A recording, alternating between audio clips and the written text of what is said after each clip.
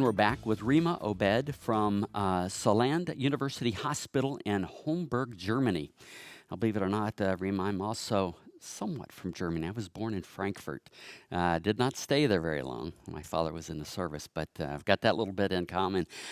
You gave a presentation earlier today called Choline and Pregnancy Outcomes. Can you kind of just give us a real top-line overview of some of the things you covered in your presentation?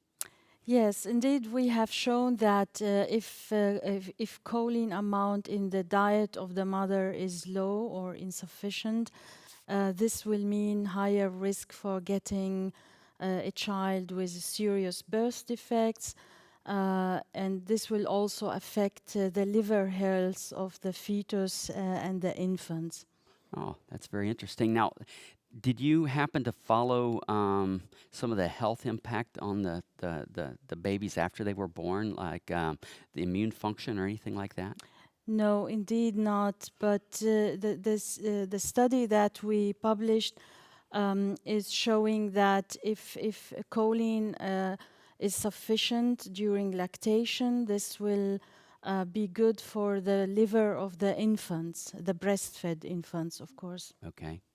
And did you share with the audience some research then that you've done personally there? Yeah, we have done a recent systematic review and meta-analysis on the association between the dietary intake of the mother of choline and the risk of neural tube defects, Okay. like spina bifida, for example. Okay. Tom, you have anything? Yeah, I think just one of the things that we actually talked about with someone else is I think we hear a lot in pregnancy circles about obviously the risk of preeclampsia or in some cases gestational diabetes, these types of things. Do you think potentially, given the discoveries you've had with liver health, could that be an issue for mom too with, having liver issues during pregnancy? Because obviously a lot of that choline is going to the baby. Yeah, indeed, we speculate about this right now, and there is a biomechanisms or biochemical pathway justifying that if you give more choline, then the risk of diabetes or preeclampsia could be lower, but we don't have concrete studies on this right now. So more research still needed. Yeah. Okay, well, that's interesting. So along those lines, what kind of research do you have planned for the future?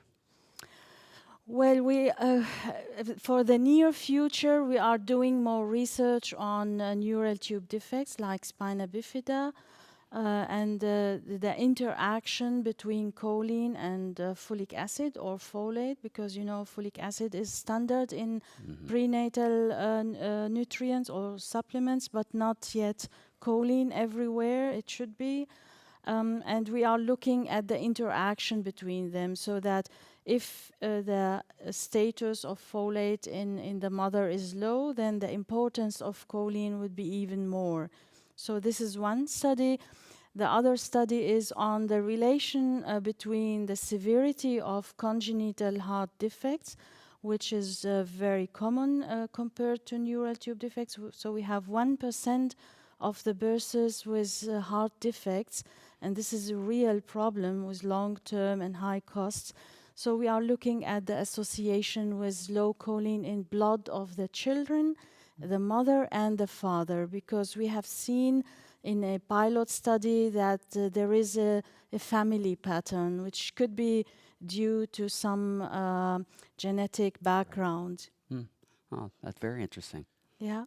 Yeah, I think given the fact that you've been doing a lot of research, it sounds like we know that choline adequacy during pregnancy is really, really important, both to the health of the mom and the baby. If you met a mom on the elevator on your way out of here, what would you say just to her in a few sentences about choline and things you've learned? What recommendations might you have? Well, indeed, we know that from population studies that in general, women in pregnancy age are not achieving the adequate intake of choline. And that's why I would advise all women to take choline from pre-pregnancy until the end of lactation if they are not able to achieve this through the normal diet.